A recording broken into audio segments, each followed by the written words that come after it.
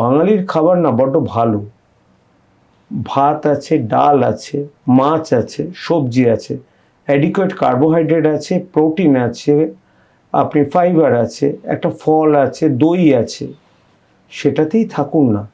একটু কায়িক পরিশ্রম করুন। সবসময় সুইগি জোম্যাটোতে চলবে না। কোল্ড ড্রিঙ্কস মানে সফট ড্রিঙ্কস অ্যাভয়েড করুন।